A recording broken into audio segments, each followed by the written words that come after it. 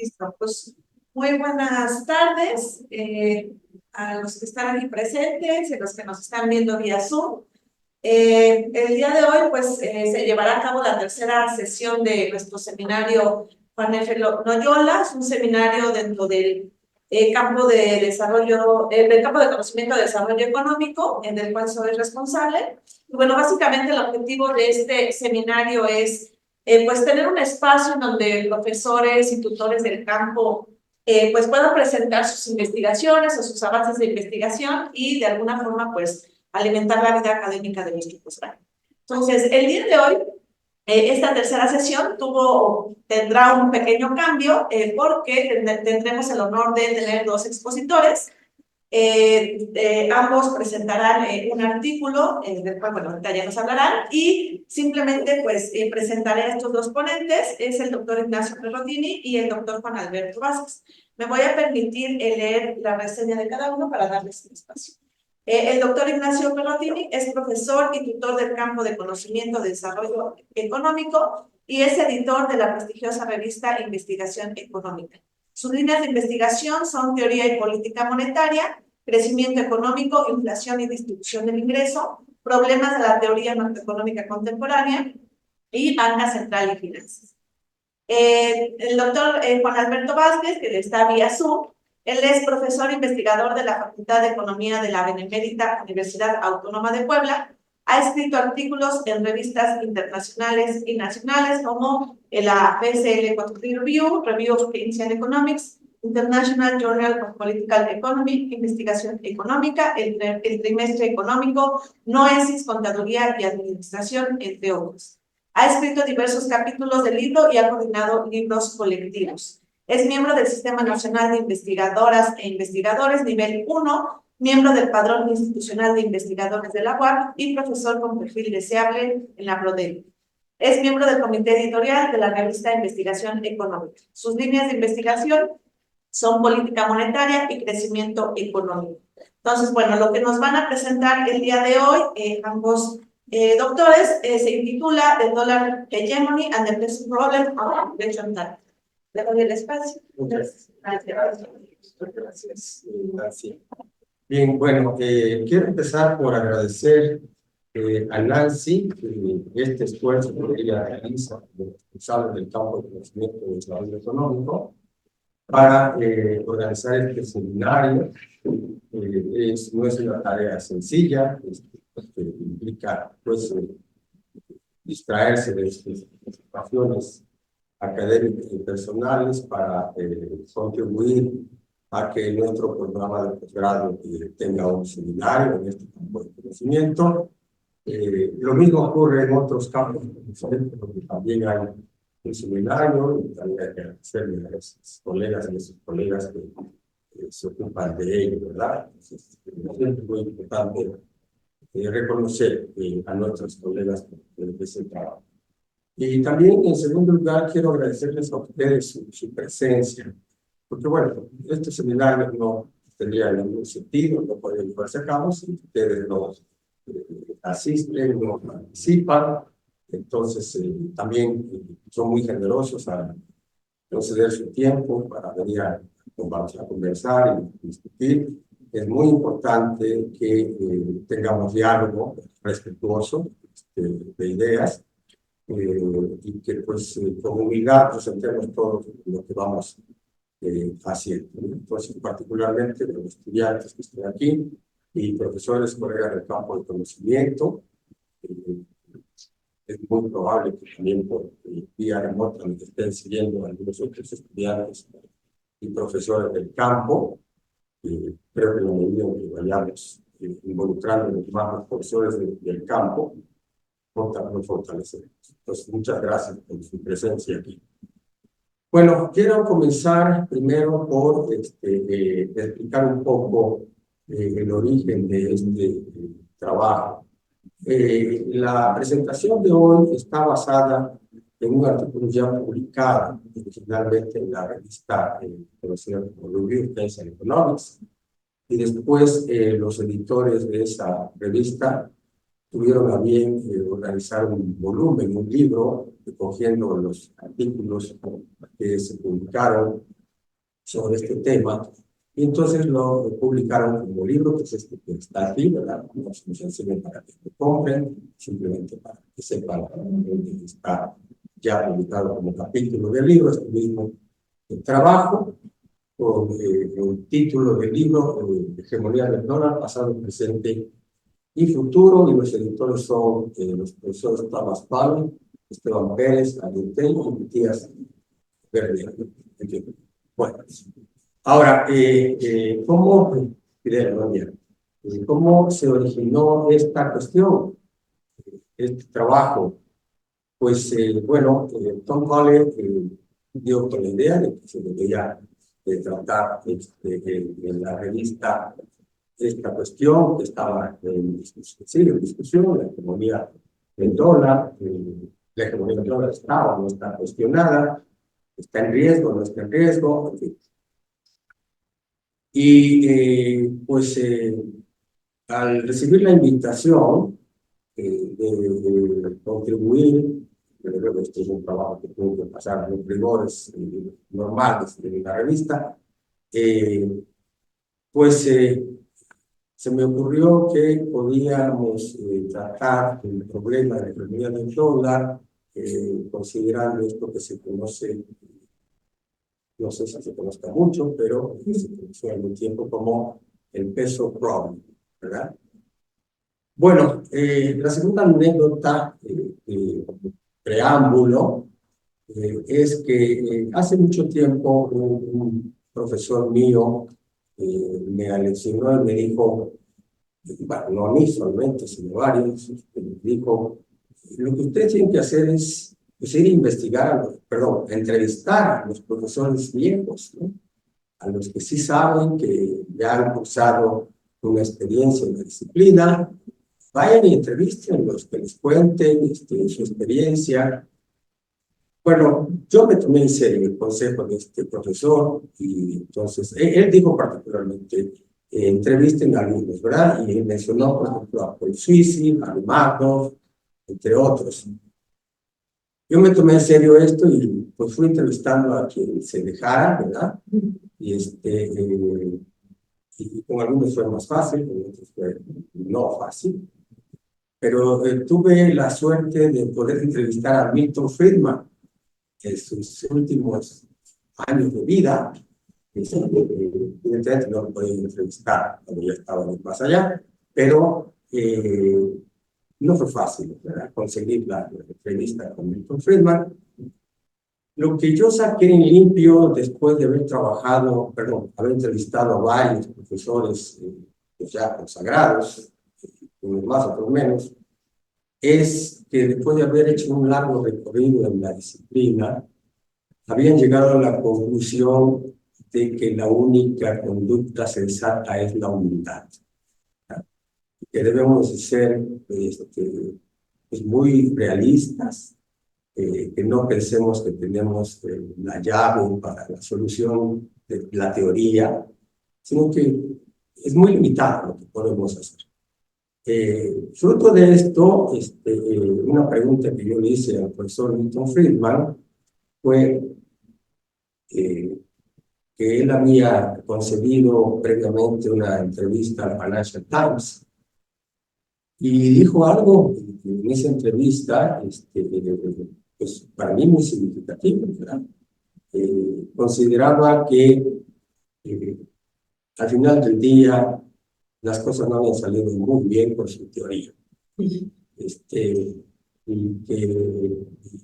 pues en rigor, si tuviera que volver a hacer su teoría, no lo haría de la misma manera, porque era evidente que muchas cosas no eran correctas.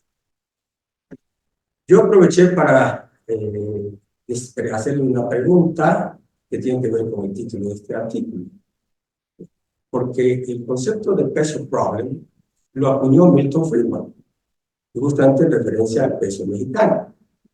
Y le pregunté si una de las ideas de las que se retrataba o se matizaba era esto del peso problem.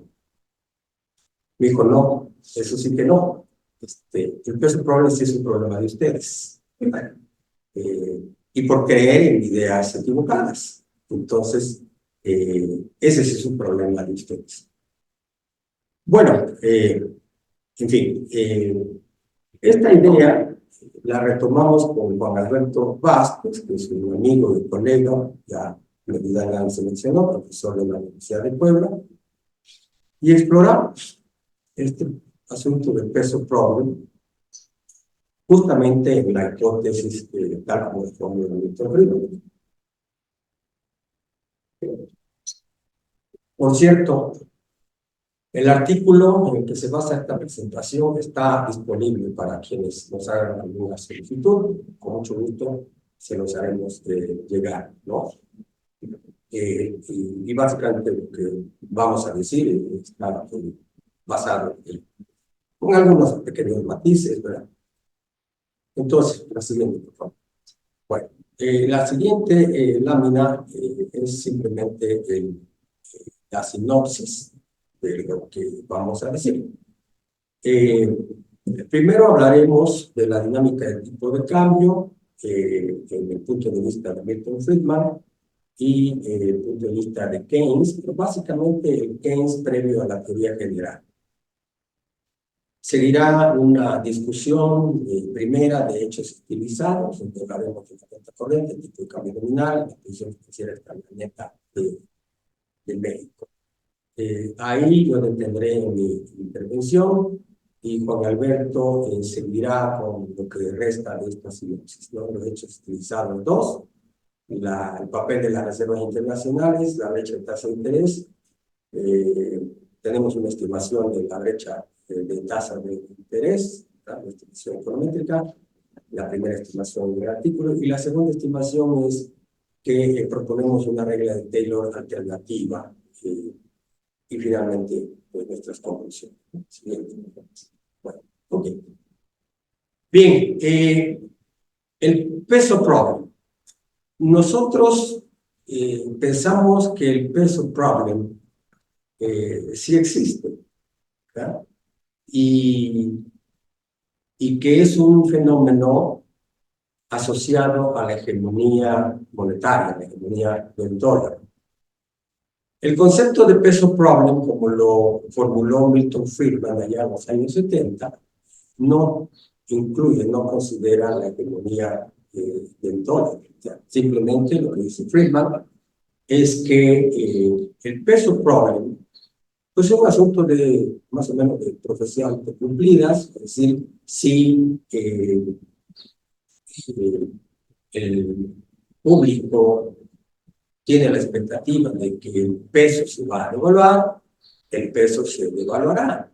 Y la razón por la cual se va a devaluar, o porque están nuestras expectativas, pues es porque los fundamentales justifican ese pronóstico. El peso problem, en consecuencia, el concepto de Milton Friedman es esencialmente un problema derivado de un régimen de tipo de cambio fijo, en primer lugar. Segundo lugar, está asociado a que la economía exhibe déficit fiscal, y ese déficit fiscal se traduce en déficit de cuenta corriente, y estos dos déficits dan lugar a inflación y desequilibrio en el tipo de cambio, en la balanza de pagos, y por supuesto entonces la devaluación no es más que la crónica de una muerte anunciada, porque pues, los fundamentales así lo justifican. Entonces, ese es en síntesis el concepto de peso problem de Friedman y la manera en que él explica las causas de este fenómeno. Nosotros hicimos la exploración y encontramos que el fenómeno del peso problem no es exclusivo de un régimen de tipo de cambio fijo, sino que en presencia de un régimen de tipo de cambio flexible puede ocurrir el fenómeno del peso problem. Inclusive puede ocurrir también cuando el Banco Central sigue una política monetaria de metas de inflación. Entonces, digamos que, dicho con mucha humildad, sinceramente, pensamos que este artículo hace esta contribución de mostrar que el fenómeno del peso problem no es solo, como planteaba Milton Friedman, una cuestión de un régimen tipo de cambio fijo. También ocurre con un régimen tipo de cambio flexible y con tasa de inflación baja y estable. Y para poder discutir esto, entonces tenemos que llamar en causa la influencia de la acumulación de las reservas internacionales en la brecha de tasa de interés y en la dinámica del tipo de cambio. Y esto nos condujo al final a la estimación de una regla de Taylor alternativa. Inicialmente no estaba previsto, especialmente cuando empezamos a discutir el tema, Alberto y yo, no estaba previsto que hiciéramos esto, pero al final lo hicimos. Bueno, con lo cual entonces examinamos el efecto de la política monetaria de Estados Unidos en el tipo de cambio del peso mexicano y en la política monetaria del Banco de México. Y mostramos que la economía del Banco de México pues es relativa, es parcial, dada su dependencia respecto de la política monetaria de la Reserva Federal. Y mostramos los efectos que esta dependencia tiene en las variables reales. Bien, la dinámica de tipo de cambio. En la teoría de Milton Friedman, en los años 50, y en Keynes en los años 20 principalmente. En 1953, en una época más o menos del inicio del apogeo de Bretton Woods, Milton Friedman publicó este artículo que se intitula The Case for Flexible Exchange Rates. Evidentemente es un artículo que en el título va a contrapelo de lo que era la ortodoxia de la época, de Bretton Woods, régimen de tipo de cambio fijo. Friedman dijo que eso era un error de Bretton Woods, que había un régimen de tipo de cambio fijo, y que el mejor escenario era un régimen de tipo de cambio flexible, combinado con libre convertibilidad monetaria y perfecta movilidad de capital. Este era el modelo de política macro que mejora, optimiza el bienestar, que además tiene otra virtud, permite armonizar las políticas monetarias y fiscal y resuelve un problema que pues no es nada nuevo, esto es una discusión vieja.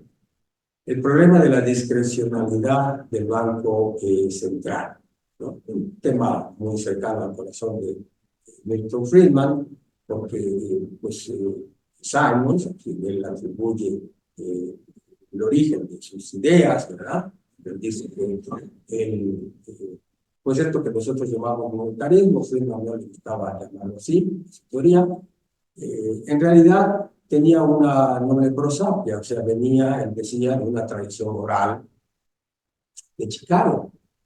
El rigor no tan oral, pero que estaba escrito, o sea, Simons escribió justamente sobre el problema que tiene la discrecionalidad del Banco Central.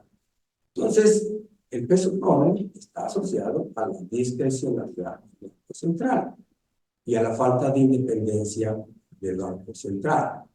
Si se adopta este modelo que propone Friedman, se elimina los efectos deleterios de la discrecionalidad y además pues, esto hay que combinarlo con la independencia del Banco Central y tendremos el mejor de los mundos posibles, equilibrios internos y equilibrio externo. Desde luego Friedman supone que se cumple la cabalidad, la paridad de tasa de interés descubierta, la neutralidad del dinero y la paridad de compra, y que el ahorro doméstico y las divisas son sustitutos perfectos. Bueno, los precios se determinan por la estructura de gustos y preferencias y la tecnología y las rotaciones de precios productivos con que inicia la economía. Entonces, este es el conjunto de premisas que presenta Friedman para decir en 1953 Este es el mejor modelo de política monetaria y de política diaria y la mejor manera de tratar el problema de la estabilidad interna y la estabilidad externa, o sea, el equilibrio de la balanza de pagos. Bien, si uno repasa atentamente los postulados de Friedman, puede concluir, porque nosotros concluimos, que la política monetaria que el Banco de México ha venido siguiendo desde un tiempo a esta parte es consistente con los postulados de Milton Friedman, siguiente. Y pues nos llama la atención el hecho de que estas ideas de Milton Friedman acerca del mejor modelo de tipo de cambio reverberan hasta nuestros días, no tanto que fueron formuladas hace más de medio siglo, y que hoy día son abrazadas estas ideas por economistas no monetaristas, ¿no? Economistas críticos del monetarismo, ¿verdad? Que militan en la tradición opuesta, ¿verdad? En la llamada heterodoxia, que hoy sostienen varios economistas relevantes, de quienes yo he aprendido bastante y les respeto, sostienen las mismas ideas del Friedman, que un régimen de tipo de cambio competitivo, flexible, ¿verdad? Todo lo que dice, ¿verdad? Resuelve los problemas de estancamiento económico, maximiza el bienestar, cierra la brecha de crecimiento económico a la que aludía Harrod, entre el crecimiento, la tasa diferencial, la tasa de crecimiento natural, etcétera, etcétera. Sostienen las mismas ideas que Friedman. Keynes se oponía a esas ideas antes de que Friedman publicara este artículo. Como sabemos, Keynes no creía que la economía capitalista automáticamente por virtud de la mano invisible. En 1923, en el corazón de la crisis de Bretton Woods, Keynes planteó que existía un conflicto entre la estabilidad de precios interna y la estabilidad de la balanza de pagos nominal. Y que, esto tenía que ver con el hecho de que los postulados de la teoría cuantitativa del dinero, de la paridad de poder de compra, etcétera, todas las ideas que Friedman sostendrá en 1953, no son válidas ni son las condiciones adecuadas, ¿verdad?, para lograr la optimización en la economía. Keynes creía que la brecha de tasas de interés, ¿verdad?, es importantísima para determinar la brecha, la expectativa del tipo de cambio, la brecha entre el tipo de cambio spot y el tipo de cambio futuro.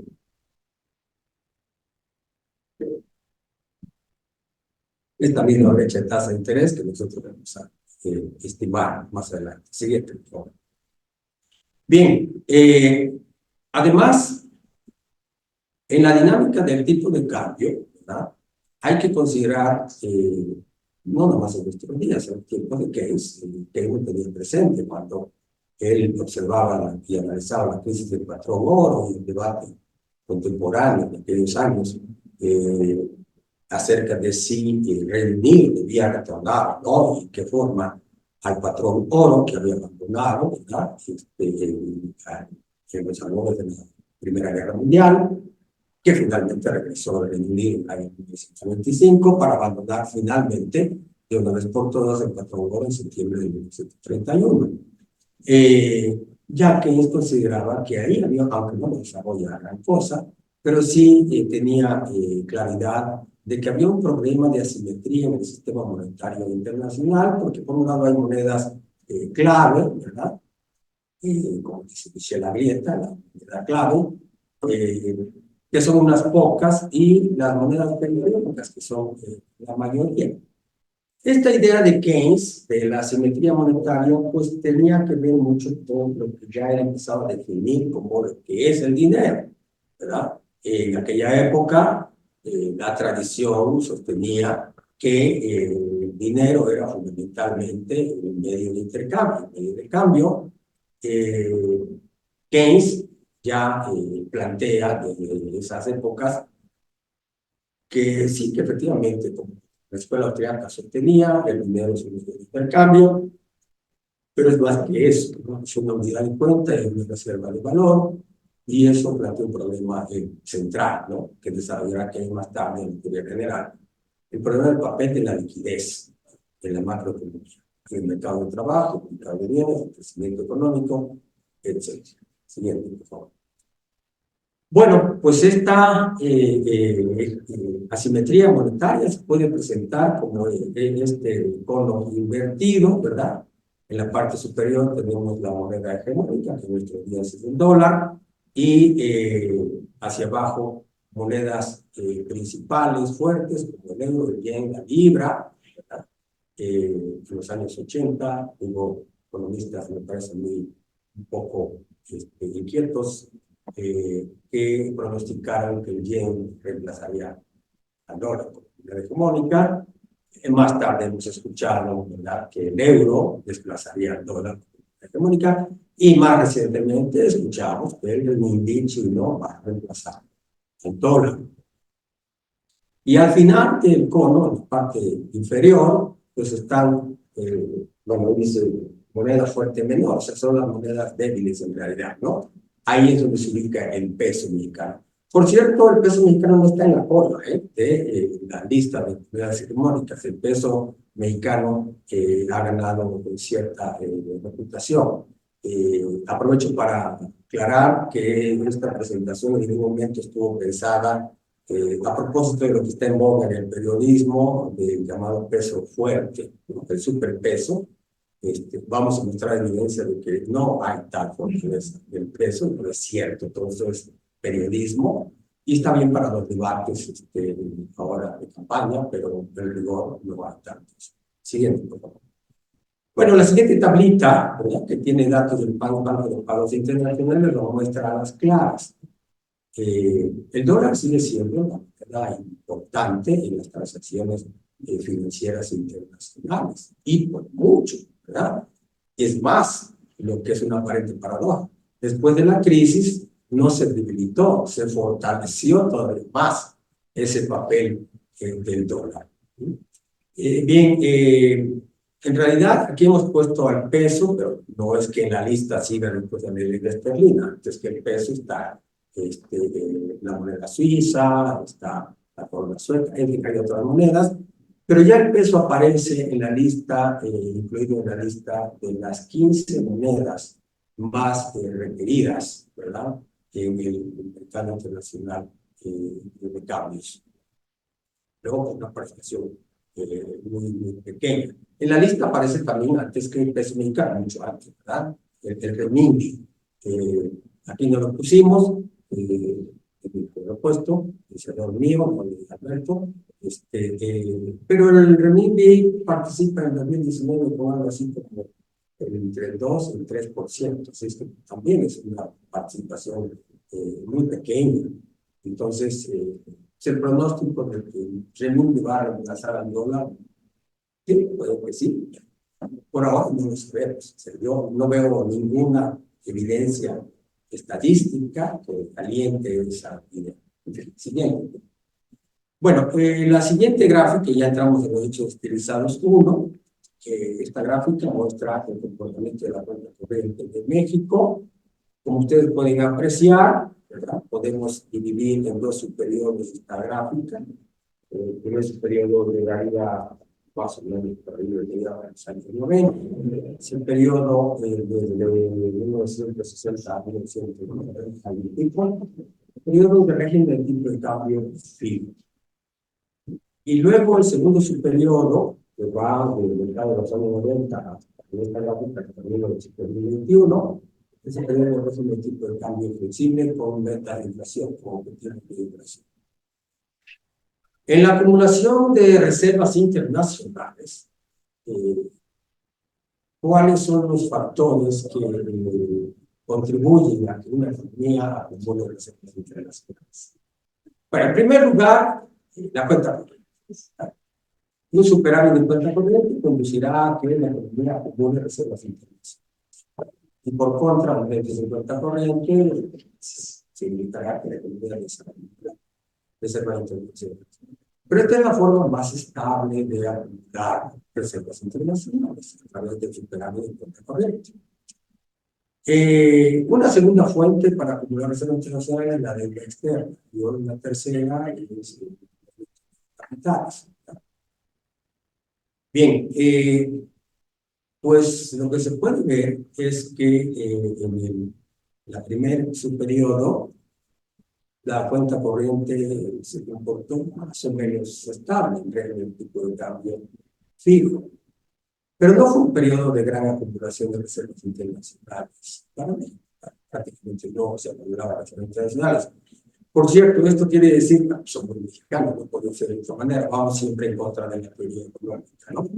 La teoría económica dice que en un régimen de tipo de cambio fijo, el Banco Central debe acumular reservas internacionales para mantener la paridad. Nosotros no nos importa eso, pero no acumulamos reservas internacionales de manera sustancial en la época de cambio fijo. ¿Por qué? ¿Qué se debe? Algo que se comentará más adelante. En cambio, en el segundo subperiodo, régimen de tipo de cambio flexible, que por teoría económica no estamos obligados a acumular reservas internacionales, pues es lo que hemos hecho. Tampoco nos importa la teoría económica, hay que acumular las reservas internacionales por régimen de tipo de cambio flexible. ¿A qué se debe? Entonces, no podemos, luego sabemos que tenemos la reserva, es algo que sacaremos mucho, tenemos la reserva internacional más grande de la historia del Banco de México, cierto, pero eso no es imputable a la cuenta corriente. Son otros mecanismos a través de los cuales acumulamos reservas internacionales. Bien. Bueno, y esto tiene que ver con las restricciones estructurales de la balanza de pagos. Estas restricciones estructurales y el peso problem no se deben, como ya dije, a régimen de tipo de cambio fijo, sino que se pueden en un régimen de tipo de cambio flexible. Tenemos para nosotros que el problema del peso, el peso problem contemporáneo, está asociado a una combinación de la hegemonía monetaria del dólar, a una simetría monetaria internacional y a las restricciones estructurales de la economía mexicana. Claro. Siguiente, por favor. Y ya voy terminando mi parte. El periodo con tipo de cambio fijo, ¿verdad? Exhibió una fuerte correlación positiva entre la tasa de percepción del tipo de cambio nominal y el saldo en la cuenta corriente. Las devaluaciones nominales del tipo de cambio y las reales, ¿verdad?, contribuían a generar un superávit de cuenta corriente, sobre todo durante las crisis. En el periodo de tipo de cambio fijo, perdón, flexible y metas de inflación, lo que observamos es que las depreciaciones nominales y reales del peso no conllevan a superávit de cuenta corriente, salvo algunas excepciones, no muy honrosas, que tenemos que saber. Y esto está asociado a un modelo de crecimiento exportador y a un modelo de estabilidad de precios basado en una regla de Taylor, como causante del comportamiento de la cuenta corriente de clientes, ¿no? Bueno, siguiente. Estas gráficas que estamos observando aquí, ¿verdad? Muestran qué cosa, ¿no? Bueno, muestran el comportamiento del tipo de cambio nominal y de saldo en la cuenta corriente. Como ustedes pueden ver, es básicamente lo que decía hace un momento. La gráfica que ustedes están viendo de su lado izquierdo, ¿sí? Muestra que los movimientos, las fluctuaciones del tipo de cambio permitían ajustar el déficit de la cuenta corriente. En el segundo subperiodo, que es del lado derecho, ya no ocurre lo mismo. O sea, tenemos fluctuaciones del tipo de cambio, pero no necesariamente hay ajustes en la cuenta corriente, inclusive, o sea, no por el tipo de cambio. Siguiente. Y esta gráfica, que con esta yo ya me detengo, ¿verdad?, muestra el tipo de cambio, el nivel del tipo de cambio nominal y la volatilidad. Bueno, pueden ustedes observar, igual si dividimos esta gráfica en un primer subperiodo, que va desde los años 70 hasta mitad de los años 90, régimen de tipo de cambio fijo, ¿qué encontramos? lo que encontramos es que hay una gran volatilidad del tipo de cambio. Y en el segundo periodo disminuye la volatilidad del tipo de cambio. En el primer periodo, una explicación de por qué hay una gran volatilidad del tipo de cambio, la única, pero muy importante, es no, la acumulación de reservas internacionales no desempeña prácticamente ningún papel. No obstante que hay un régimen de tipo de cambio, sí, tenemos alta volatilidad del tipo de cambio. En el segundo subperiodo disminuye notablemente la volatilidad del tipo de cambio. Y aquí es donde destaca precisamente el papel de las reservas internacionales y el papel de la brecha de tasas de interés, que son los argumentos que ofrecemos en este artículo. Cedo la palabra para mi doctor Juan Alberto Vázquez. Gracias.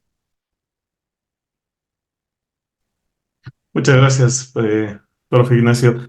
¿Me escuchan, Nancy? Sí. Ok. Bueno, para terminar con esta parte que tiene que ver con las fuentes de divisas y que como ya bien explicó el doctor Ignacio, estructuralmente no somos una economía que esté captando divisas, por el contrario, somos una economía que está expulsando divisas.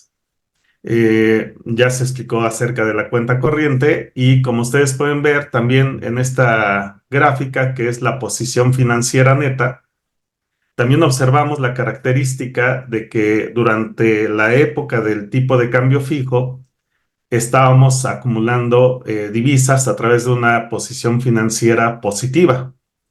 Sin embargo, conforme ha ido pasando el tiempo y en especial poco después de la adopción del modelo de inflación objetivo, lo que encontramos es un equilibrio de esta posición. Básicamente tenemos equilibrio en los primeros años del modelo de inflación objetivo, pero posteriormente lo que se encuentra es otra vez pasamos a ser una economía que tiene una posición financiera negativa. Con lo cual, como ya se explicó estructuralmente, y ese es creo que un punto que nosotros queremos destacar, estructuralmente no somos una economía que capte divisas a través del funcionamiento mismo, sea de la actividad económica o sea del sector financiero.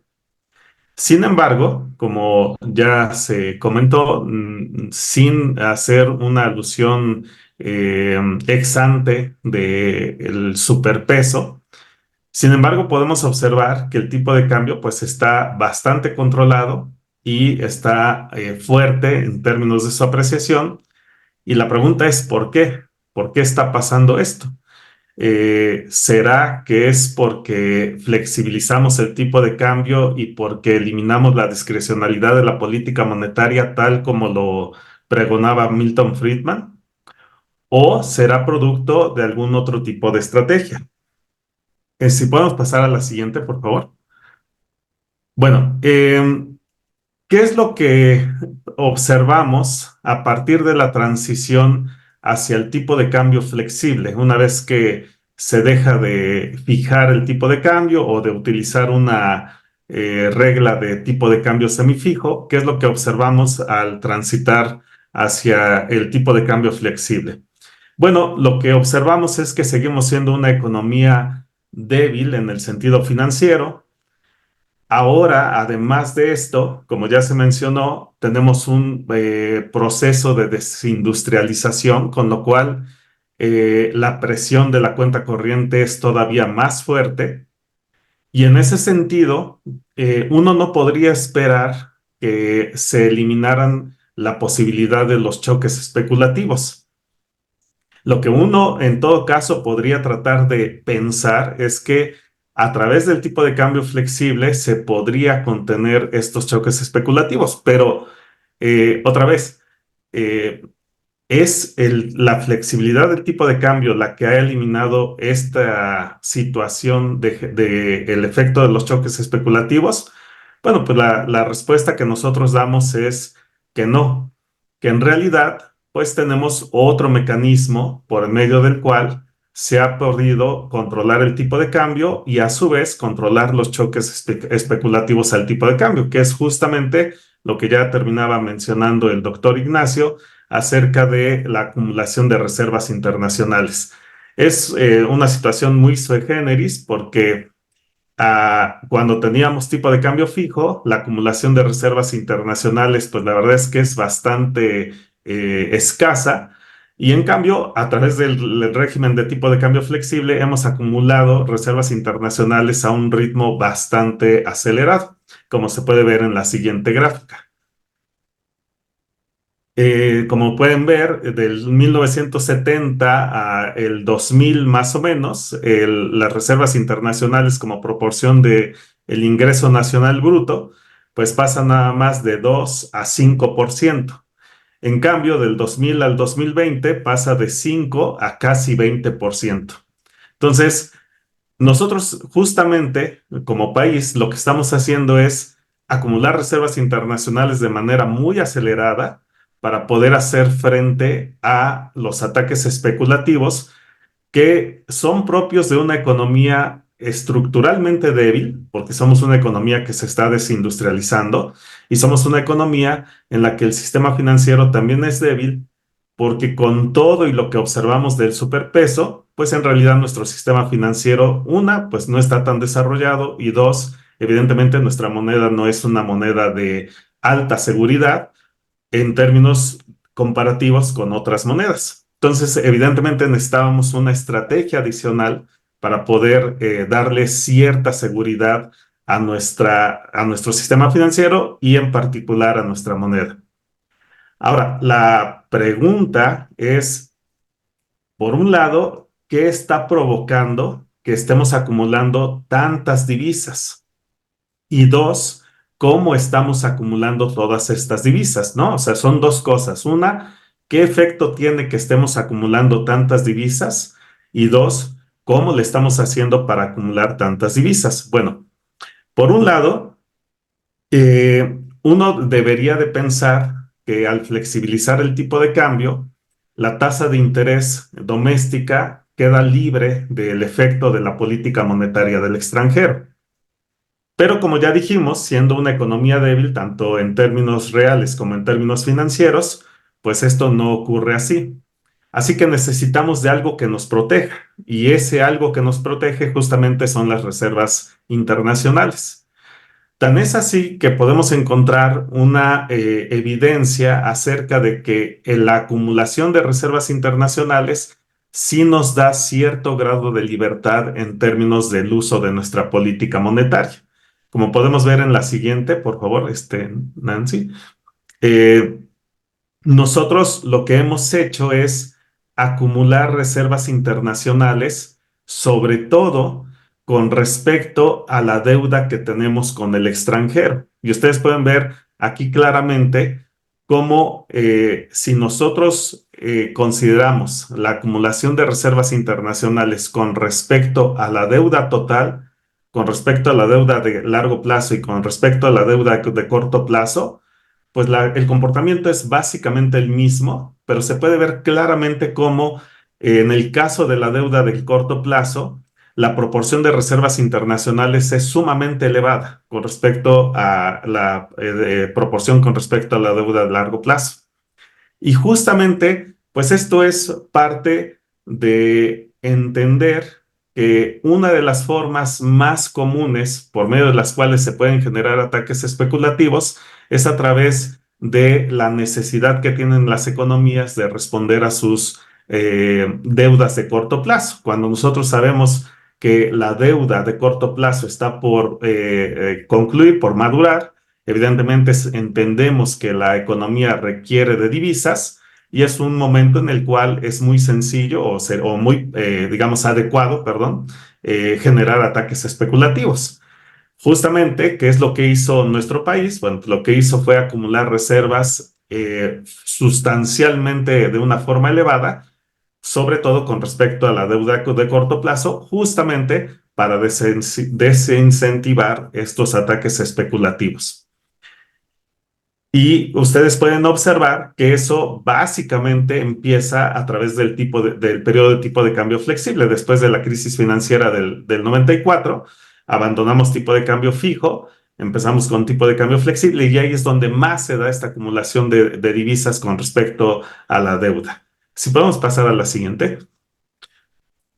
Y justamente esta idea de, vamos, no solamente es acumular reservas por acumular, sino acumular reservas sobre todo en particular con respecto a la deuda. Y eso nos permite ir generando más grados de libertad con respecto a nuestra política monetaria. Nosotros, al entender que el dinero no solamente es un medio de intercambio, sino también una reserva de valor, consideramos que es muy importante el papel de la tasa de interés en la acumulación de divisas. Y justamente una forma en la cual nosotros estamos acumulando divisas es a través de proponer una tasa de interés más atractiva que la de los Estados Unidos.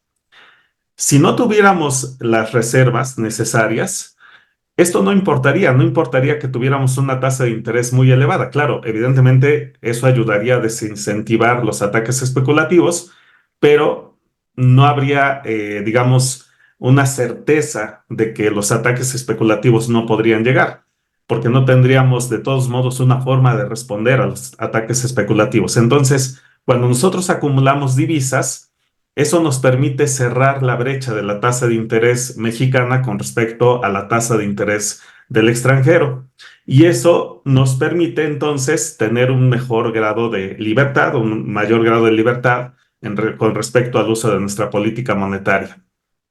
Pero, de todos modos, justamente en esta idea de evitar los ataques, otro factor que va a contribuir a la determinación de la brecha de tasa de interés, pues es el mismo valor del tipo de cambio. Cuando el tipo de cambio aumenta, el Banco de México suele aumentar la tasa de interés para aumentar la brecha de tasa de interés con respecto a la de Estados Unidos, y eso, pues evidentemente, para tratar de eliminar la posibilidad de un ataque especulativo. Si podemos pasar a la siguiente, por favor.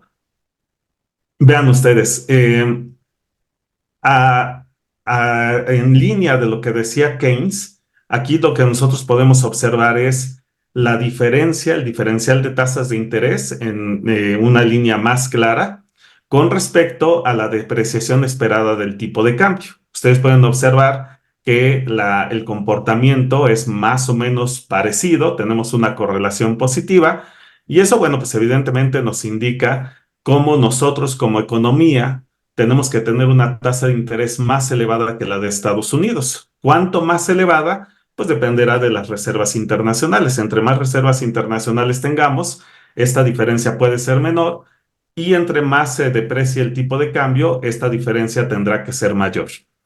La siguiente, por favor. Y bueno, aquí tenemos la estimación que corrobora lo que acabamos de mencionar. La variable dependiente en esta estimación es la brecha de tasa de interés. La variable independiente es las reservas internacionales como proporción de la deuda, que ustedes pueden observar claramente que ahí la relación es negativa y es elástica.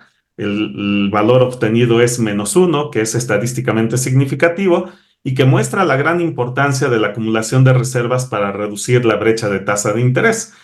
Y además, cada vez que el tipo de cambio se deprecia, nosotros tenemos que incrementar la brecha de tasa de interés. Entonces ahí se observa claramente, por un lado, cómo la acumulación de reservas nos permite tener un mayor grado de libertad en nuestra política monetaria y cómo, por otro lado, el aumentar el tipo de cambio hace que tengamos que tener un mayor margen de tasa de interés con respecto al de Estados Unidos, dada la debilidad financiera de nuestro país.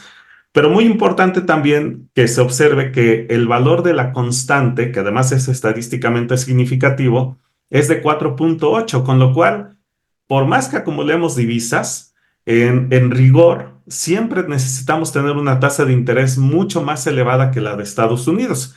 Claro, aquí mucho más quiere decir, en este caso en particular, 4.8 puntos porcentuales, que evidentemente para una economía como la mexicana, pues implica un efecto muy fuerte en términos negativos para la actividad productiva. La siguiente, por favor. Bueno, aquí simple y sencillamente con esta gráfica lo que queríamos mostrar es que ustedes pueden observar que la brecha observada de tasas de interés y la brecha estimada de tasa de interés son muy parecidas, pero además de eso, observen que de 1978 al 2000, tipo de cambio fijo, la brecha de tasa de interés es más elevada y del 2000 en adelante la brecha de tasa de interés es más baja, pero no es más baja porque hayamos flexibilizado el tipo de cambio, sino justamente por el efecto de la acumulación de reservas internacionales como proporción de la deuda. Es sobre todo eso lo que ha permitido que nuestra brecha de tasa de interés sea más baja. Además de que, bueno, esto está en escala logarítmica, pero además de que, como ustedes pueden observar, pues en realidad nunca tiende a cero. Es decir, como decía, por más que aumentemos las reservas internacionales, vamos a tener que tener un margen de tasas de interés positivo, que evidentemente implica una mayor restricción en términos de la política monetaria a la actividad económica en México. La siguiente, por favor. Bueno, eso también nos llevó entonces a la pregunta de si nuestra política monetaria es autónoma o no es autónoma. Claro, nosotros sabemos que nuestra política monetaria es autónoma con respecto al gobierno. La autonomía del Banco de México así lo dictamina, pero el caso curioso de México es que tenemos autonomía respecto del gobierno, pero no tenemos autonomía respecto del Banco Central de los Estados Unidos, de la Reserva Federal, a pesar de que nuestro tipo de cambio es flexible. Entonces, en este caso, lo que nosotros observamos es que no importa que el tipo de cambio es flexible, a pesar de lo que dice la teoría, nosotros seguimos dependiendo de la política monetaria estadounidense y a pesar de que en efecto la brecha de tasas de interés se ha reducido, nuestra tasa de interés sigue siendo afectada de manera bastante sistemática, o de manera sistemática, perdón, por la tasa de interés de los Estados Unidos. Y eso hace que evidentemente nuestra política monetaria no responda exclusivamente a las condiciones de nuestra economía, sino más bien también que responda a los cambios que se están observando en la Reserva Federal de los Estados Unidos. La siguiente, por favor.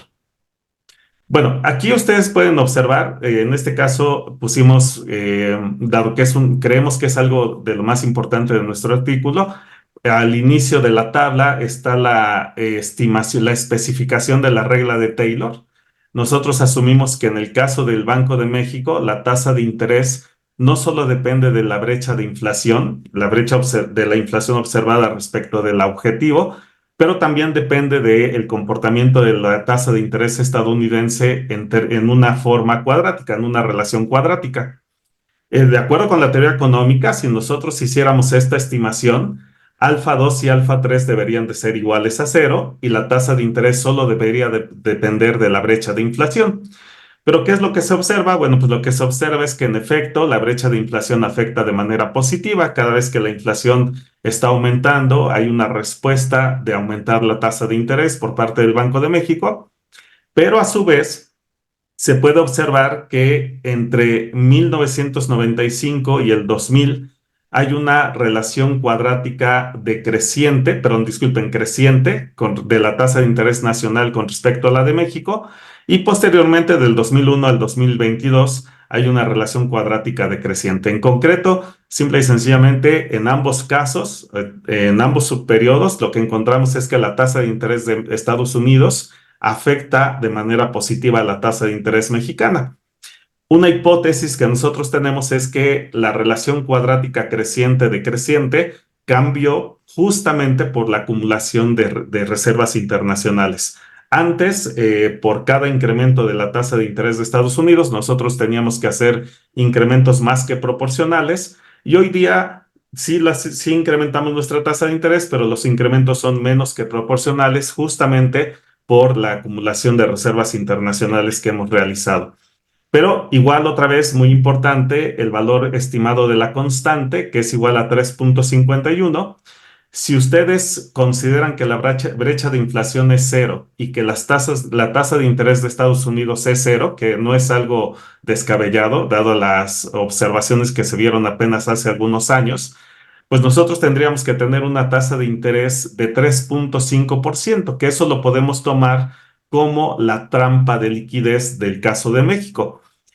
Esa es otra asimetría que nosotros podemos observar que se deriva de todo esto relacionado con el peso problem.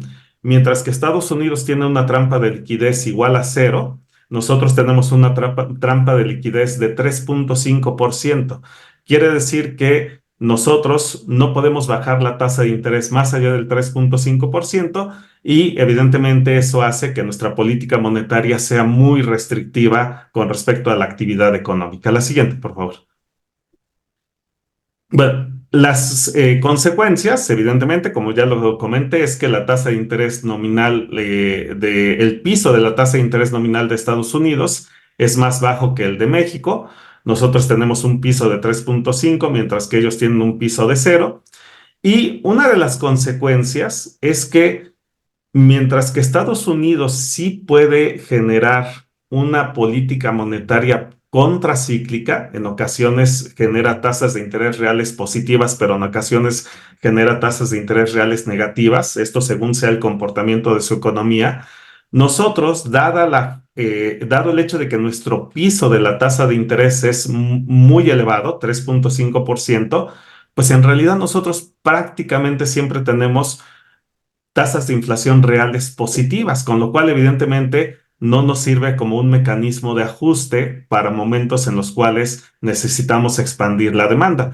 Esto da como consecuencia que nuestra política monetaria en realidad sea procíclica, no contracíclica, que es otro cambio con respecto a la teoría económica, porque la regla de Taylor es una política monetaria contracíclica y para nosotros está dando lugar a una política monetaria procíclica que evidentemente, como sabemos, eso implica una mayor apertura de los ciclos económicos. La siguiente, por favor.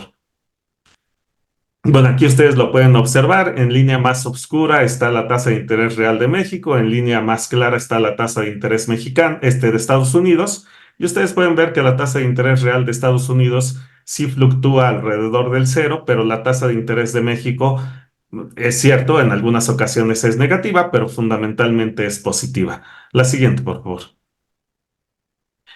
Bueno, ¿cuáles son algunas de las implicaciones? Ya comenté alguna. La política monetaria de mexicana es contracíclica, disculpen, es procíclica, no es contracíclica, lo cual es contrario a la teoría económica y contrario a lo que sí hace la Reserva Federal de los Estados Unidos. La Reserva Federal de los Estados Unidos sí puede utilizar su política monetaria para activar la economía cada vez que lo requiere, cuando están exhibiendo un proceso recesivo y nosotros no. Además de que nosotros tenemos la característica de que usualmente nuestras depresiones, nuestras caídas de la producción están acompañadas de inflación, es decir, son periodos de estanflación. Y dado que cada vez que la tasa de inflación se aleja del objetivo, aumentamos la tasa de interés, pues evidentemente lo que nosotros observamos es que cuando estamos en momentos de crisis solemos generar políticas monetarias más contractivas y eso evidentemente pues agudiza tanto la crisis como también dificulta el poder salir de esos periodos. La siguiente, por favor. Aquí tenemos el comportamiento entre la tasa de crecimiento y la tasa de interés real.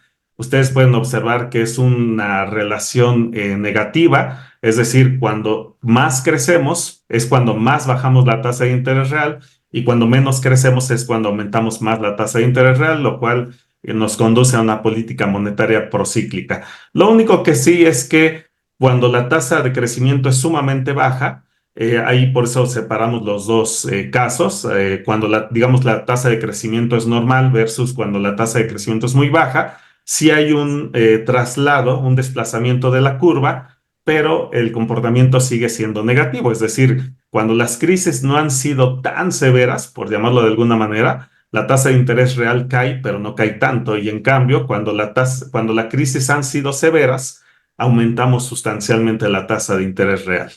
La siguiente, por favor. Bueno, finalmente esto nos indica que necesitamos otro tipo de herramienta para poder hacer ajustes en nuestra economía. Como todos sabemos, uno de los postulados del nuevo consenso macroeconómico, que es una de las cartas teóricas que respaldan el uso de la regla de Taylor y que respaldan la flexibilización del tipo de cambio, pues uno de los ingredientes de las recomendaciones es el descartar la política fiscal porque se supone que no tiene, digamos, ningún tipo de posibilidad de afectar de manera positiva a la economía. Sin embargo, si nosotros consideramos que el objetivo de inflación es de 3% y que nuestra trampa de liquidez es del 3,5, pues la tasa de interés real coincidente con la trampa de liquidez, pues es 0,5%, lo cual nos implica que hay un margen financiero para poder utilizar la política fiscal, que además la política fiscal, a diferencia de la política monetaria, creemos que es la herramienta más adecuada para cambiar la estructura productiva de la economía, que justamente esa es una de las bases de nuestro artículo. No debemos seguir tratando solamente de controlar los ciclos, sino que lo que necesitaríamos es cambiar la estructura productiva de nuestro país, porque como ya lo observamos, pues en realidad somos una economía que de manera permanente está expulsando divisas. Con lo cual, eso nos implica que tenemos que tener una herramienta adicional, acumulación de divisas, para poder generar estabilidad financiera. Pero esta herramienta adicional pues nos conlleva costos que, como ya los vimos, pues evidentemente hacen, entre otras cosas, que la política monetaria sea inservible para estabilizar la actividad productiva. En ese sentido, es cierto, la deuda pública, sabemos que en nuestro país ha tenido un impacto negativo en nuestra actividad económica, pero por un lado, el costo financiero podría ser bajo y por otro lado, pues lo que muchas veces se ha planteado, ¿no? El problema no es si te endeudas, el problema es para qué endeudarte. Si nosotros nos endeudamos para cambiar la estructura productiva del país, consideramos que esto podría ser una alternativa adecuada a el tipo de política económica que estamos llevando hoy día. La siguiente, por favor. Pues muchísimas gracias. No quise hacer una intervención diferente al momento de iniciar mi intervención para que no se viera un hueco ahí. Pero quisiera yo agradecer a la doctora Nancy por esta invitación. La verdad es que es un honor siempre participar en la máxima casa de estudios. Siempre también es un honor poder estar compartiendo la mesa con el doctor Ignacio, con el cual siempre se tiene algo uno que aprender. Y en este caso también, pues muchas gracias a todas y a todos quienes nos acompañan por estar aquí con nosotros. Muchas gracias a todas y a todos.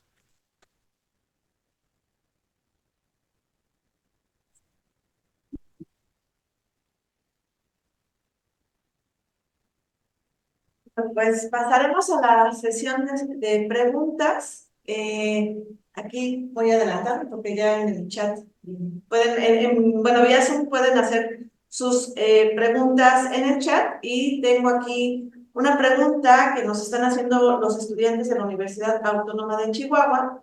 Nos dice, ¿cómo contribuye el modelo de inflación objetivo a la desindustrialización y al deterioro de la cuenta corriente? ¿Quieres responder o damos otra pregunta? Yo creo que Ok, ¿alguien más? Ok, Muchas gracias por la presentación. A mí no me quedó tan claro el por qué la política monetaria tiene que ser procíclica, aparte de que la crisis en México se dé en una estagnación.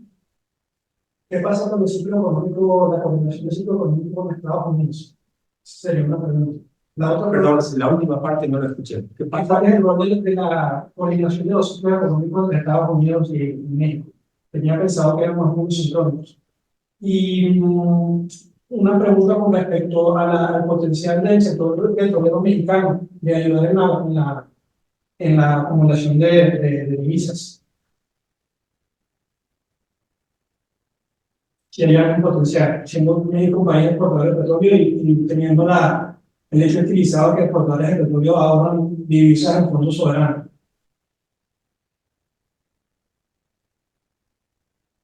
¿Esteban? Hola, buenas tardes. Siempre es un gusto ver sus presentaciones. Y bueno, la pregunta que planteé es que hace poco me estuve con un paper de Ocampo, Guzmán y Stiglitz de 2018, que justamente habla de las bondades del tipo de cambio para el crecimiento o desarrollo, que al final no queda muy claro. Pero creo que sería bueno presentarles este paper a Stiglitz, Ocampo y Guzmán, porque ellos solo en una línea detallan la posible importancia de la tasa de interés. Ahí creo que ese paper le pareció mal, o bueno, usted me podría aclarar un poquito más, porque sin duda ellos omiten muchas cosas, no determinan para qué países y demás. Ahí sus comentarios, bueno, pues si estuviera aquí Stiglitz, ¿qué sería para ellos? Bueno, presentarles estas ideas de la importancia, sobre todo de la tasa de interés. Muchas gracias. Bueno, Stiglitz y Ocampo ya que estar aquí, yo les dije que vinieran, pero querían que les pagaran pasar. Entonces, se los pagué, pero no vienen todos. Bueno, con estos. Sí, a ver. Sí, realmente también es muy rápida. Hablan de esta necesidad de cambio estructural, naturalmente, ¿no? Definían como restricciones estructurales vinculadas al papel del Banco de México y la relación, digamos, que tiene México con Estados Unidos como el peso problema, entre otras cosas, ¿no? Entonces, y comentan que entonces la respuesta es la política fiscal para lograr este cambio estructural. Entonces, mi pregunta es, ¿cambio estructural del sistema financiero o cambio estructural como tradicionalmente uno lo entiende desde la teoría del desarrollo sobre la estructura productiva, o si es una combinación de ambos, sobre heterogeneidad estructural? Esa es mi pregunta, la definición de este cambio. Cerramos esta primera sesión. Gracias. Bueno, yo sé, Alberto, ¿tienes alguna preferencia? Yo sí, mi preferencia es que tú respondas todas. Bueno, una disculpa porque la verdad es que no se entendieron muy bien las preguntas, pero bueno, alcancé a entender la primera y la última. Entonces no sé si le parezca bien, profe, si yo respondo estas dos. De acuerdo, muy bien, sí, Alberto. Bueno, en el caso de la inflación, de la política de inflación objetivo, la forma en la cual puede tener un efecto en la desindustrialización, de hecho puede haber varias formas, pero justamente uno de los problemas de esta política monetaria es que, en teoría no es estrictamente un problema, sino en teoría se asume que la inflación es un fenómeno de demanda. El problema es cuando en la realidad la inflación no es un fenómeno de demanda, como es el caso de la economía mexicana, que lo usual es que cuando nosotros tenemos problemas de crisis económicas, usualmente se generan estanflaciones. Y eso, pues, lo que provoca es que en momentos de crisis nosotros generemos políticas monetarias más restrictivas o restrictivas, que evidentemente, pues, lo que van a hacer es agudizar la crisis y eso puede desalentar la inversión. Y en ese sentido, por ejemplo, ahí hay una ruta por la cual podríamos ir buscando el efecto de la caída en la inversión en el proceso de desindustrialización que hemos vivido. Además, como ya mencionábamos, este modelo de inflación objetivo a lo que nos ha llevado es a mantener una tasa de interés que es permanentemente alta, y eso a su vez implica una tasa de interés real relativamente alta. Entonces, eso desestimula, tiene efectos negativos en la acumulación de capital, y eso pues es una forma igual también en la cual se podría ir, digamos, indagando cómo la política de inflación objetivo ha ido generando un proceso de desinversión y un proceso de desindustrialización. Aquí, por cierto, quisiera nada más abonar en el sentido de que el profesor Ignacio, una de las cosas que ha planteado permanentemente es que el problema no es que la política monetaria esté bajando el tipo de cambio, sino más bien el problema es estructural y justamente eso me va a permitir ir hacia la segunda pregunta. El problema es estructural en el sentido de que somos una economía que expulsa divisas y eso necesariamente nos lleva a encontrar un mecanismo que nos permita defender el tipo de cambio, que en este caso pues fue justamente la acumulación de divisas, la acumulación de reservas internacionales. Eso lo digo porque no es, creo yo, que no es una cuestión de que la política monetaria esté apreciando el tipo de cambio, sino que más bien la estructura productiva del país conlleva a que encontremos una forma de defendernos de los ataques especulativos que aprecia el tipo de cambio, pero vamos, no es un resultado, ¿no? De que porque el tipo de cambio está apreciado, estemos generando desindustrialización. Más bien, la desindustrialización está conllevando a una apreciación del tipo de cambio. Y en ese sentido, sí, nosotros, en cuanto a la política fiscal, el uso de la política fiscal, lo que nosotros planteamos es un cambio en la estructura productiva del país, más que en el caso financiero. Creemos que el problema está en la estructura productiva del país. Una cuestión que creo que es importante es que nuestro país, así como otros países, pero México creo que es uno de los ejemplos más claros de esto que voy a decir, es un país que se está industrializando en los últimos años, es un país en el cual el coeficiente de inversión está aumentando, la participación de la industria, de las manufacturas está aumentando, pero el problema es qué tipo de manufacturas estamos realizando.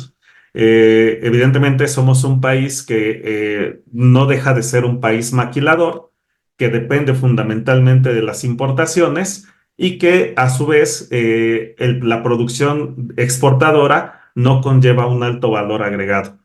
Entonces, en ese sentido, también hay que tener cuidado en términos de cuando nosotros decimos, bueno, cambiar la estructura productiva del país para generar un proceso de industrialización o un proceso que conlleve un aumento de las manufacturas. Bueno, sí, eso, vamos, como regla general está bien, pero ya como una cuestión particular, sí tenemos que tener cuidado porque, por ejemplo, nosotros estamos observando un incremento de las manufacturas, pero es un incremento de las manufacturas maquiladoras que no resuelve el problema central estructural que tenemos.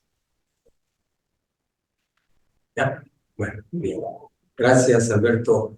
Yo quiero primero que nada agradecer las preguntas, son todas preguntas muy inteligentes, complejas, no son sencillas. Y gracias por sus preguntas. Y saludos a los amigos de Chihuahua que tuvieron a bien conectarse con nosotros. Voy a tomar la pregunta que formula Alejandro, ¿no? Gracias, Alejandro, por tus preguntas. No sé si... ¿cómo plantearlo? Efectivamente, la política monetaria, ¿por qué tiene que ser procíclica? Nosotros no estamos de acuerdo en que sea procíclica. Es procíclica, ciertamente, en México, pero no tiene por qué ser procíclica. O sea, no, el Estado de Consejo dice que la política monetaria tiene que ser procíclica. ¿Por qué tiene que ser procíclica? El punto es que es procíclica. El Banco de México así lo prefiere. Es una decisión del Banco de México de hacer procíclica la política monetaria.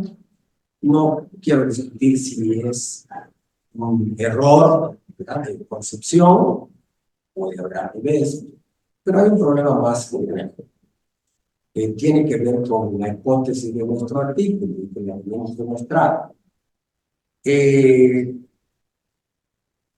problema es que cuando en el sistema monetario internacional hay esta simetría que ya demostramos, los países que tienen una moneda subalterna, que no tienen la moneda hegemónica, tienen menos grados de libertad para hacer política monetaria.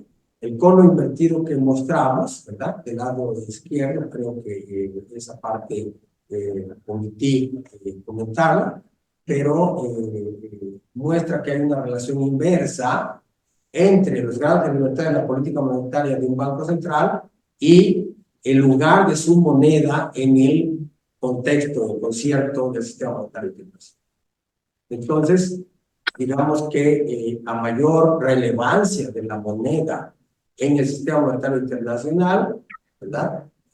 Más grado de libertad, ¿verdad? Pero cuando va disminuyendo la posición, entonces el grado de libertad disminuye. O sea, la libertad de política monetaria de México pues, es proporcional al papel del peso de la economía americana. Entonces, el problema, el peso problema, y el carácter procíclico de la política monetaria tiene raíces más profundas que la sola voluntad del Banco de México. Más profundas. No se resuelve solamente con, y ya pasaré a lo que comenta Esteban, ¿verdad? No se resuelve solamente con que abandonemos, ¿verdad?, la política cambiaria y vamos a adoptar un régimen tipo de cambio competitivo. Ojalá tuviéramos esos grados de libertad. Pero no existe. No existe. El asunto de la sincronía de los ciclos económicos, Estados Unidos y México. Bueno, sí, ahí está, ¿no? Hay una alta correlación, ¿verdad?, entre, digamos, el sector industrial de Estados Unidos y la economía mexicana, ciertamente. Pero hay una alta correlación, pero también es asimétrica, ¿no? El ciclo es asimétrico. Por cierto, es algo que Loyola había visto en los años 50, ¿no? Bueno, que nuestro seminario nace por este nombre de Fernando Loyola, porque cuando Fernando con Francisco, Francisco, sí, gracias. Siempre me corrijo, yo me llamo Fernando, pero es tocayo de Francisco. En los años 50 Loyola discutía estas cosas, y justamente en los mismos tiempos en que Friedman estaba haciendo su planteamiento que presentamos, ¿no? Cuando Loyola se oponía al punto de vista del monetarismo naciente. ¿Por qué? Porque Loyola veía que el problema no era simplemente de gusto una política monetaria procíclica. No, hay problemas de estructura de la economía que se tienen que resolver. Entonces, Loyola y Prebisch habían visto este carácter asimétrico de los ciclos, ¿no? Y en esta, digamos, correlación de los ciclos, pues sí, cuando la economía de Estados Unidos se expande, pues arrastra a la economía mexicana, pero no tanto, por la naturaleza de nuestras exportaciones. Pero cuando la economía norteamericana se deprime, la economía mexicana se deprime más. Entonces ahí no tenemos una correlación perfecta en la sincronía de los ciclos. La sincronía ya está, y esto viene a través del comercio internacional, fundamentalmente. Pero eso no es ninguna solución. O sea, por ejemplo, ojalá fuera como el caso de China, que China tiene también una alta correlación, pero le va mejor, ¿verdad? Y tiene que ver con la estructura de la economía de China. El petróleo, justamente eso, ahí está el problema. Que yo sepa, no hay ningún país en la historia del capitalismo que haya alcanzado un desarrollo económico con base en el petróleo, con base en las materias primas. Lo que sí han conseguido los países que han adoptado un patrón de crecimiento y de desarrollo centrado en la producción y exportación de commodities, de materias primas, ha sido su desarrollo. Y justamente ese fue el problema que se plantearon los estructuralistas latinoamericanos, Furtado, Prebisch, Loyola otra vez, ¿verdad? Que ese era un mal terrible, ¿no? Y que además estaba asociado también al deterioro de los términos de intercambio. Entonces, si algo ha producido, no únicamente, voy a matizar porque parece muy, digamos, categórico el argumento, que lo es. Si algo ha producido la estrategia de crecimiento centrada en la producción y exportación de commodities ha sido enfermedad holandesa, no es un futuro para ningún país, ningún presente, ¿verdad? Y ha sido crisis recurrentes de balance de pagos, desigualdad y su desarrollo. Entonces, no es recomendable para ningún país usar el petróleo o usar la exportación de soya o de cobre como forma de desarrollo. Eso va a ser, lo que decían los de la teórica de la dependencia, ¿verdad? Simplemente un desarrollo de subdesarrollo. Eso hay que cambiarlo. El problema es otra vez la estructura. ¿Cómo cambiamos la estructura? Es más complicado. Intentamos hacerlo en América Latina a través del modelo de sustitución de importaciones, cuyo éxito fue parcial, ciertamente. No hay que ser honestos y admitir que no todo fue bien con el modelo de sustitución de importaciones, al menos en mi humilde opinión. Entonces, la fuente de divisas, de estabilidad financiera y estabilidad de la balanza de pagos no puede ser la producción o importación de commodities. Ningún país que tiene balanzas de pagos más o menos estables, prioritarias, y que tienen un sistema financiero robusto, lo han construido con base en la producción y exportación de commodities. Pero es que aquí tenemos una situación muy perversa. A principios del siglo, 1912, Schumpeter publicó un libro en donde él explicó el papel crucial del sistema financiero para el desarrollo económico. ¿Ah? Bueno, para empezar, era otra historia del capitalismo al principio del siglo XIX, XX. Uno. Dos, era otro sistema financiero, no el que conocemos ahora. ¿Verdad? Pero sigue teniendo razón Schumpeter. El desarrollo requiere un sistema financiero ad hoc. Ahora, ningún país puede construir un sistema financiero sólido sobre la base de la producción y exportación de commodities. Eso no se ha visto, no hay evidencia empírica que apoye esa idea. El sistema financiero robusto, sólido, se construye aplicando las leyes de Kaldor-Verdún, ¿verdad? Centrando el desarrollo en sectores de producción de rendimientos crecientes. Pero, Dios mío, esto lo sabíamos o deberíamos saberlo desde Adam Smith. Está en La riqueza de las naciones de Adam Smith, en el primer capítulo, además. No hace falta leerse todo el libro, que será bueno, ¿eh? Pero bueno, como hoy día está la moda, pues digo, como editor de investigación económica, pero ustedes lo permitirán como autores, cuando reciben dictámenes de sus artículos, los árbitros dicen, es que si no citas lo que se ha publicado en los últimos 5 años, tu artículo está obsoleto. Yo me pregunto, ¿qué gran teoría se ha producido en los últimos 5 años? Bueno, yo no he encontrado ningún economista que me demuestre que en los últimos 5, que digo 5, 10, 20, se produce una gran teoría. Ay. Entonces, pues es un prejuicio decir que si tú citas a Adam Smith, pues estás obsoleto. Sí, pero ya Adam Smith decía, ¿quieres desarrollar tu economía? Tienes que centrarte en las actividades de rendimientos crecientes. Cuando Allen Young en 1928 publicó su artículo famosísimo sobre los rendimientos crecientes en el Economic Journal, ¿a quién cita? Adam Smith. Fue quien le dio la clave. Y a Verdún. Y Verdún después cita a Young. Entonces, pues esa es la clave. Queremos un sistema financiero robusto, adoptemos una estructura económica centrada en rendimientos crecientes. No rendimientos decrecientes, que son las commodities. Esteban, pues sí, por ahí comencé diciendo que hoy día economistas heterodoxos abrazan las ideas de Milton Friedman, ¿verdad? Y yo debo decirles que un amigo economista queridísimo, que lo extraño mucho, ¿verdad? De quien aprendí muchísimo, ¿no? Pero también discrepamos muchísimo, ¿no? Y eso, en lo más mínimo, hizo mella en nuestra amistad. Años, ¿verdad? Comíamos todos los viernes, y todos los viernes nos peleábamos y discutíamos sobre el tipo de cambio. Y Jaime siempre insistió, y dijo, es que eres un testarudo, no te puedo convencer, y yo tampoco, de que no es cierto. Ojalá, sería sencillo, casi mágico, ¿no? Que adoptamos un régimen tipo de cambio flexible, se liberan nuestras fuerzas, ¿verdad? Para el desarrollo económico. Gracias a un régimen tipo de cambio flexible. De nuevo, porque Jaime me dijo una vez, enojada, habló con cariño, te puede inundar de evidencia empírica respecto de las virtudes del tipo de cambio flexible.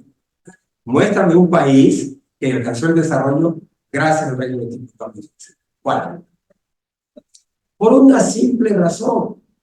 El tipo de cambio es el precio relevante en una economía abierta. Es el precio de una economía abierta. Hay otros precios, pero el tipo de cambio es el precio de una economía abierta. Y el capitalismo es, por definición, una economía abierta. Adam Smith así modeló la economía capitalista. La riqueza de la nación empieza a plantear una economía abierta. El tipo de cambio es la variable, el precio de la economía abierta. Ningún banco central se puede dar el lujo de dejar el tipo de cambio en manos de la mano invisible. No se puede.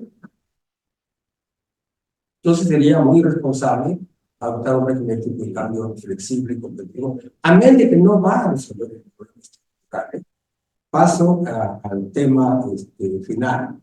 Entonces no hay ninguna bondad en régimen de tipo de cambio flexible en el sentido en el que dicen, ¿quién empezó con todo esto? Fue Milton Friedman en los años 50. Fue el papá de esa idea. Y luego, 20 años después, empezaron a repetir Danny Rodrik, ¿verdad? Los autores que citaste, Esteban, y esa idea llegaron a América Latina, ¿verdad? Siempre las ideas buenas vienen del norte, llegaron a América Latina y hoy las encontramos sostenidas en Argentina por Roberto Frenkel, entre otros. En Brasil, por mi queridísimo maestro, amigo Luis Carlos Bresser Pereira y sus discípulos, ¿verdad? Y aquí en México fue sostenida por nuestro querido Jaime y otros autores. Pero no es cierto. Ahora, lo que pasa es que hay una premisa que es un sofisma en esa hipótesis. ¿Cómo se determina? ¿De qué depende el tipo de cambio? Es un sofisma. Creer que el tipo de cambio opera tal como suponen quienes sostienen esa tesis, ¿verdad?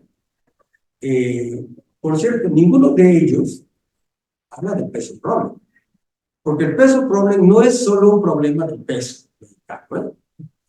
Cualquier moneda que no sea hegemónica tiene un problema de peso problem. Entonces el problema es estructural.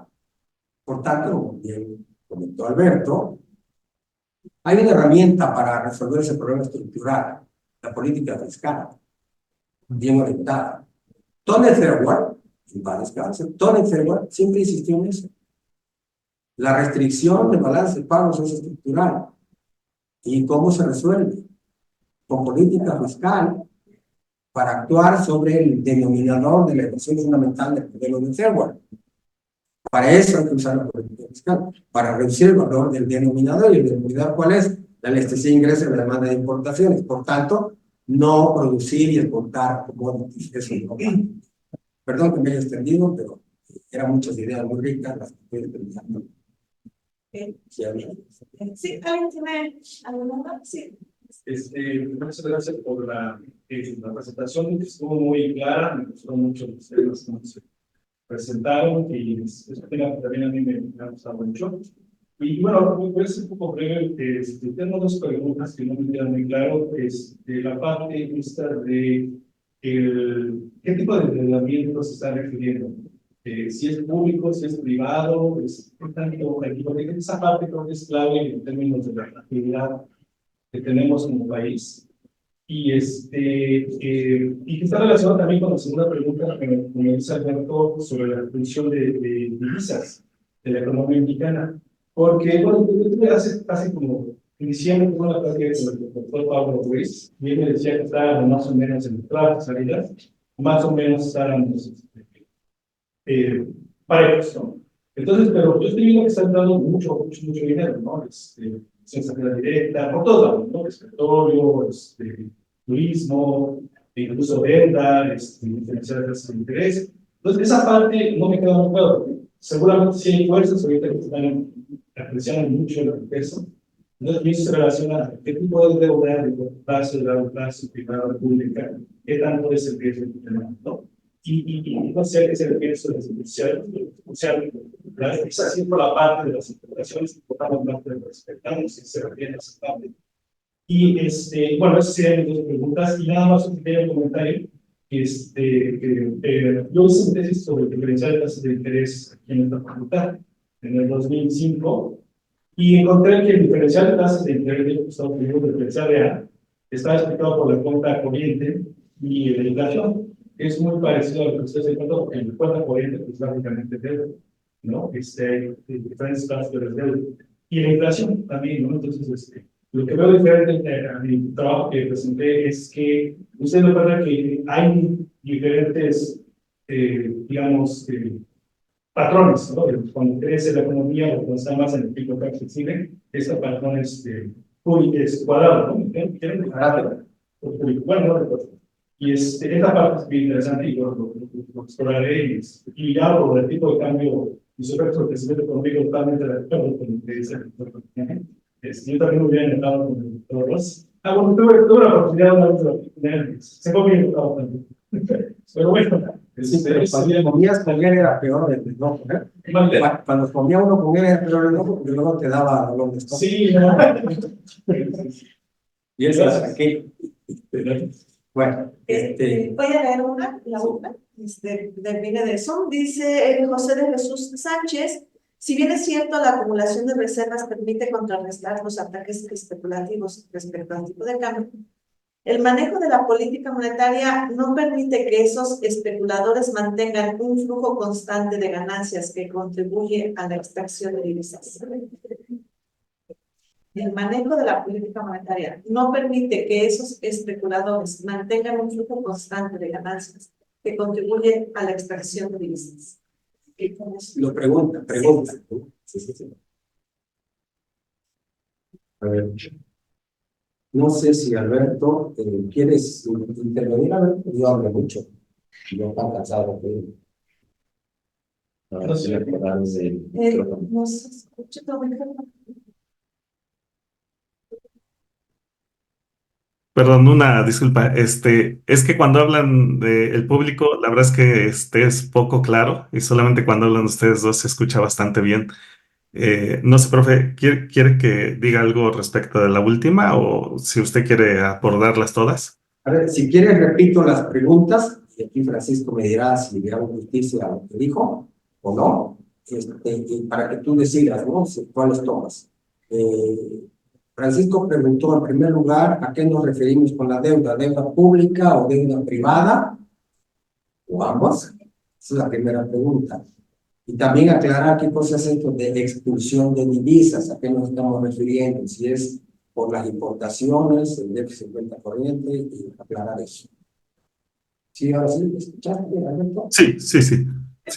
Bueno, solamente en el caso de la deuda, sí, en efecto es deuda pública y privada, es la deuda total de la economía. Y en el caso de la expulsión de divisas, bueno, es simplemente por la misma interacción de las transacciones comerciales, ¿no? Cuando nosotros generamos más importaciones que exportaciones, pues hay una salida de divisas en general que se da de esa forma, digamos, sistemática. Y nada más en la cuestión de la última pregunta, sí es cierto, el aumento de la rentabilidad de la tasa de interés mexicana, pues puede hacer que haya una salida de divisas vía las ganancias, pero sería imposible que eso contrarrestara la acumulación, ¿no? Porque de esa manera solamente podría pasar si la rentabilidad fuera mayor a 100%, lo cual es complicado de pensar que pudiera darse el caso, ¿no? Ahí lo dejaría, profe. Sí. Yo solo añado algo muy breve, no voy a hablar mucho. Yo creo que lo que dice Francisco, esta distinción entre deuda pública y deuda privada, es importante tenerla en cuenta, ¿no? Pero debido a que hay esta propensión desde el siglo XIX del capitalismo de que el Banco Central interviene como prestamista de última instancia, al final del día las deudas privadas se convierten en deudas públicas y entonces se borra la distinción, ¿no? Y la segunda cosa que quisiera comentar a propósito de Juan José de Jesús, que nos preguntan desde Zoom, José de Jesús, ¿verdad? Sí. José de Jesús, mira, esto que dices permite hacer una aclaración. Friedman decía que la confusión de Keynes es que Keynes maldecía la especulación, pero es que Keynes nunca entendió que la especulación es estabilizadora, según Friedman, ¿no? Al final del día la especulación estabiliza, cosa que Keynes decía, no, la especulación no estabiliza. A mí me parece, y está asociado a la pregunta de José Jesús, es que, con todo respeto, porque Friedman, podemos estar de acuerdo con él, ¿no? Yo por lo menos considero que era un economista, ¿no? Que hay que leer, ¿no? No podemos estar de acuerdo en que hay que leerlo, pero yo creo, a Friedman es economista, hay que leer. No por casualidad, también los términos del debate, o sea, la era keynesiana la quitó Friedman para pasar a la era de Friedman.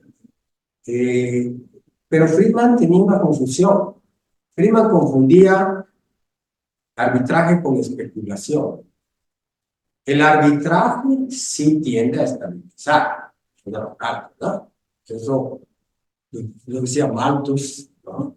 Aunque Ricardo le dijo, cuando tú dices que la oferta y la demanda determina el precio, no dices nada, no significa nada. Pero de todos modos, el arbitraje sí tiende a estabilizar, pero arbitraje no es especulación. Entonces el arbitraje tiende a la estabilización, la especulación tiende a la desestabilización. Entonces eso hay que aclarar conceptualmente, porque es muy importante. Bueno, pues, digamos, ya nos pasamos del tiempo. Les agradezco mucho que hayan estado aquí. También a las personas de Zoom, muchas gracias. Y los esperamos en la siguiente sesión, que será el 2 de mayo. Estará presentando la doctora Isabel Osorio Caballero. Muchas gracias.